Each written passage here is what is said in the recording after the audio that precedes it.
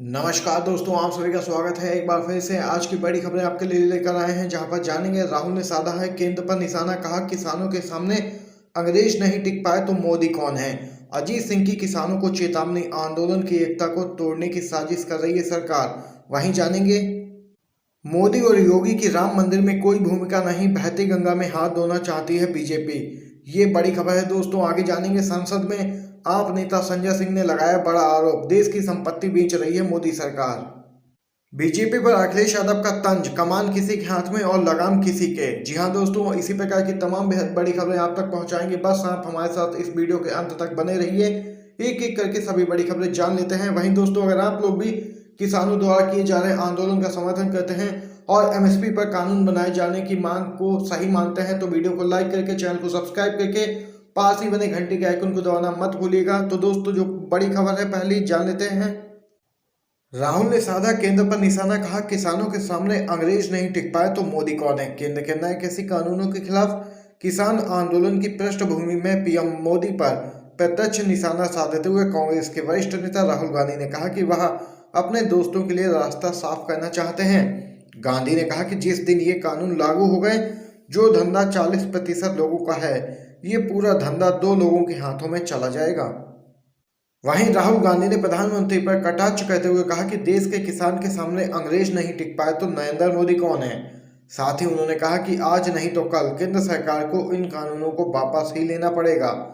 वहीं आपको दोस्तों बताते चलें, किसान आंदोलन को पूरे देश का आंदोलन बताते हुए राहुल गांधी ने कहा कि इसका दायरा अभी और भी बढ़ेगा। केंद्र सरकार द्वारा किसानों की कानून वापस लेने की मांग नहीं मानने की ओर इशारा करते हुए गांधी ने कहा कि यह शर्म की बात है, यह आंदोलन फैलेगा, यह आंदोलन किसानों से शहरों में फैलेगा। इसलिए मैं नरेंद्र मोदी से कह रहा हूं कि उन्हें किसानों की बात सुननी चाहिए, अंत में करना ही पड़ेगा और यहाँ पर कानून वापस ही लेने पड़ेंगे। राहुल गांधी ने कहा कि हिंदुस्तान के किसान मजदूरों के सामने अंग्रेज नहीं टिक पाए तो नरेंद्र मोदी कौन है, कानून तो वापस लेने ही पड़ेंगे। बड़ी खबर है दोस्तों, राहुल गांधी की तरफ से सामने निकल के आई है। प्रत्यक्ष रूप से केंद्र की मोदी सरकार पर साधा है निशाना। चलिए दोस्तों, एक और खबर जान लेते हैं।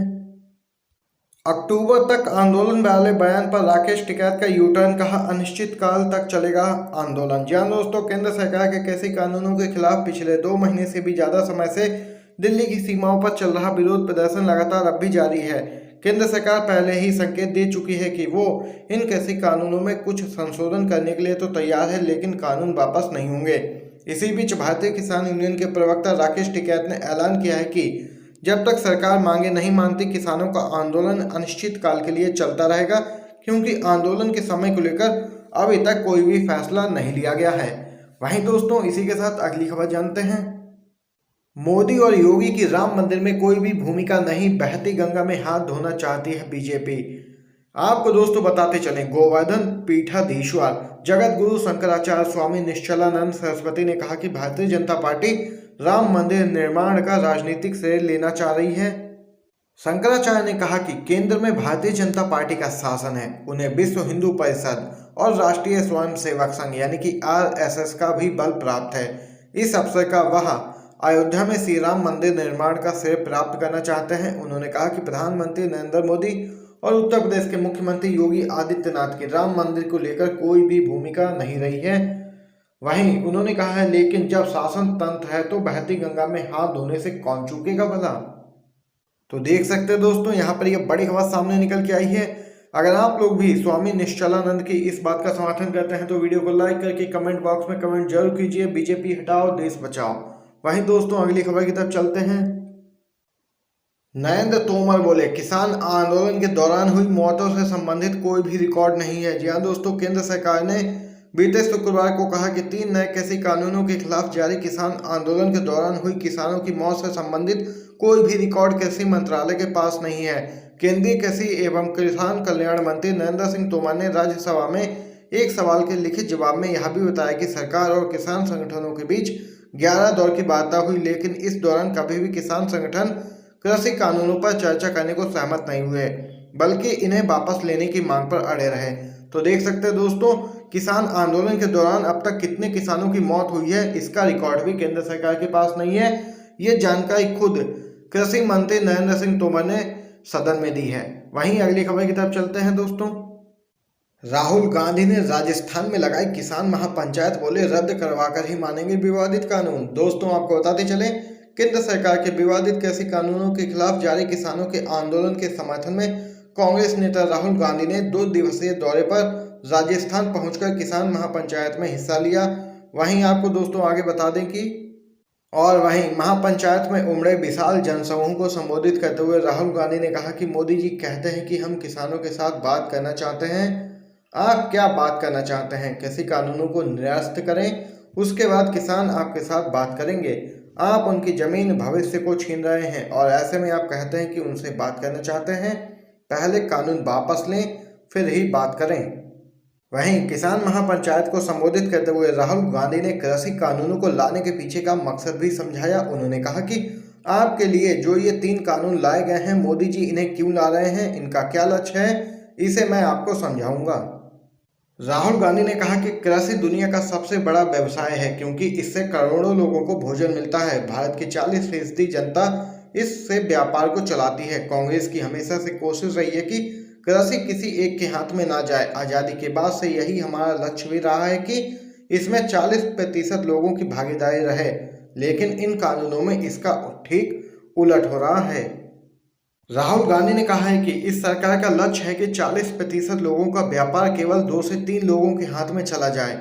इन कानूनों के जरिए ये लोग अपने उद्योगपति दोस्तों के लिए रास्ता बना रहे हैं। तो देख सकते हैं, बड़ी खबर राहुल गांधी की तरफ से निकल के आई है दोस्तों। वहीं अगली खबर की तरफ चलते हैं। संसद में आम आदमी पार्टी नेता संजय सिंह ने लगाया है बड़ा आरोप, कहा देश की संपत्ति बेच रही है सरकार। केंद्र सरकार द्वारा पेश बजट 2021-22 को अमीरों का बजट बताते हुए आम आदमी पार्टी के नेता संजय सिंह ने आरोप लगाया कि सरकार देश की संपत्ति बेच रही है। राज्यसभा में बजट पर चर्चा में हिस्सा ले रहे संजय सिंह ने कहा कि यह बजट देश की संपत्ति को बेचने के लिए है। आप रेल, सेल, कोयला, LIC, बैंक, हवाई अड्डे, बंदरगाह, FCI, बिजली, पानी, सड़क और BPCL बेच रहे हैं। उन्होंने कहा कि देश की इस संपत्ति का सृजन 130 करोड़ भारतीयों ने किया है और यह निजी संपत्ति नहीं है जिसे बेचा जा सके। वहीं संजय सिंह ने कहा कि प्रधानमंत्री ने 75 दिन से कृषि कानूनों के विरोध में आंदोलन कर रहे किसानों को आंदोलनजीवी कहकर उनका मजाक उड़ाया है। अब तक कम से कम 175 किसानों की आंदोलन के दौरान जान जा चुकी है। उन्होंने कहा कि हमें क्रांतिकारियों पर, आंदोलनजीवियों पर गर्व है, वे लोग भाषणजीवी तो नहीं हैं। तो देख सकते हैं दोस्तों, बड़ी खबर संजय सिंह की तरफ से निकल के आई है। सदन में एक बार फिर से घेरा है केंद्र की मोदी सरकार को किसानों के मुद्दे को लेकर। वहीं दोस्तों एक और खबर जानते हैं। बीजेपी पर अखिलेश यादव का तंज, कमान किसी के हाथ में और लगाम किसी के। जी हाँ दोस्तों, समाजवादी पार्टी के अध्यक्ष और यूपी के पूर्व CM अखिलेश यादव ने भाजपा सरकार पर तंज करते हुए एक सवाल पूछा है। उन्होंने ट्वीट कर लिखा है कि 1857 की क्रांति के बाद अंग्रेजों की सरकार ने व्यापारी ईस्ट इंडिया कंपनी से सत्ता अपने हाथ में ले ली थी और आज भाजपा की सरकार अपनी सत्ता व्यापारियों के हाथ में दे रही है। क्या यही है भाजपाइयों की संकल्प से सिद्धि की व्याख्या, जहां कमान किसी के हाथ में और लगाम किसी के हाथ में? एक बार फिर से आड़े हाथों लिया है बीजेपी को पूर्व CM अखिलेश यादव ने दोस्तों। वहीं अगली खबर की तरफ चलते हैं। अजीत सिंह की किसानों को चेतावनी, आंदोलन की एकता को तोड़ने की साजिश कर रही है सरकार। 3 नए कृषि कानूनों के खिलाफ आंदोलन कर रहे किसानों को एक खुले पत्र में राष्ट्रीय लोक दल के अध्यक्ष चौधरी अजीत सिंह ने चेतावनी दी है कि किसानों को एकता को तोड़ने के लिए आने वाले दिनों में प्रयास किए जाएंगे।